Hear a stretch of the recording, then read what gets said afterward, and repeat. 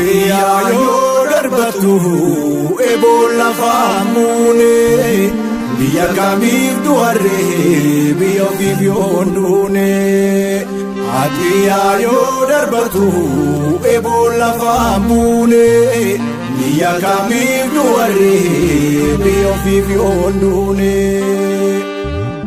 Ndina kabajan kamne biya keessa tidifne nagambo kachuudamne chinachan gadi chiifne mana keessa tajeessa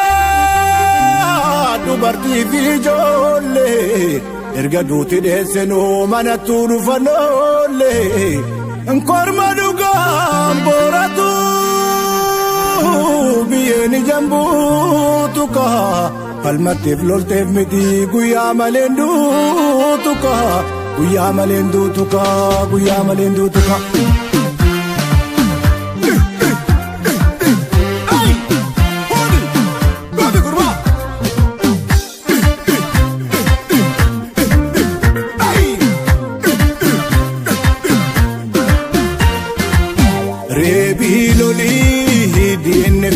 Miti dina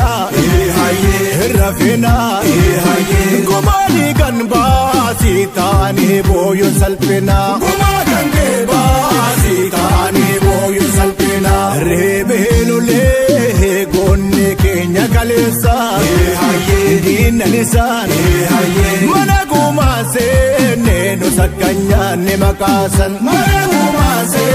nenu sakanya ne makasan kambuyan yusa sinyachuf gulaf kullur ilmi gute manayifte manatesa kabahidina boladdu kales nadinan goto tame kajibute manayifte manatesa kabahidina boladdu dinni tukanu ilala nusobanuf kutabolla manayifte manatesa kabahidina boladdu dina nujjaza nufarsa tena yota turesa manayifte manatesa kabahidina boladdu hinjiru kan kana chalo tufata mera dalone manayifte manatesa kabahidina boladdu yo bayina kagalana gakabso hinjiru gonne manayifte manatesa kabahidina boladdu mafchalifte manatesa kabahidina boladdu mafchalifte manatesa kabahidina boladdu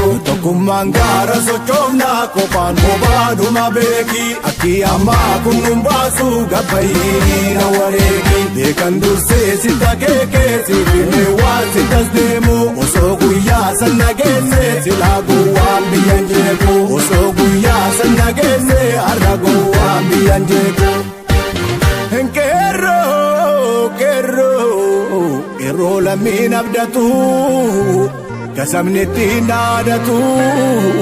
kerro biyyaaf gaachana kerro hayyuun abdatu tagoonnittiin boonu kerro jechuun akkana guyyaa rakkoof kafana hayyuu hidhatti dhiifne maaf callifnaa jarana salphannee barana salphannee barana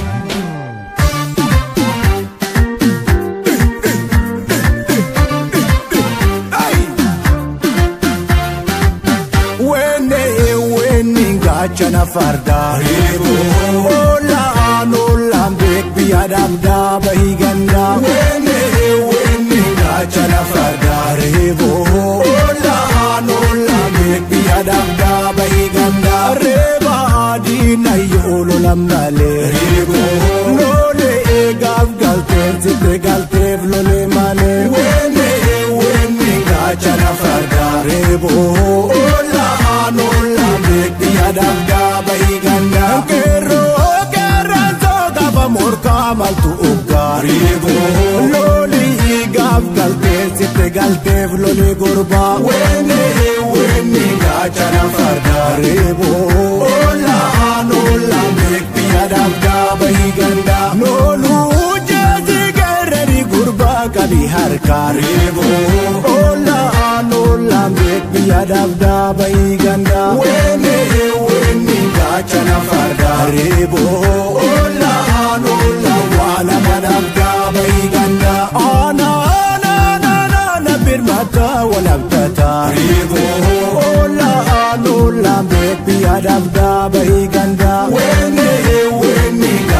gaachana fardaa reeboo oolaan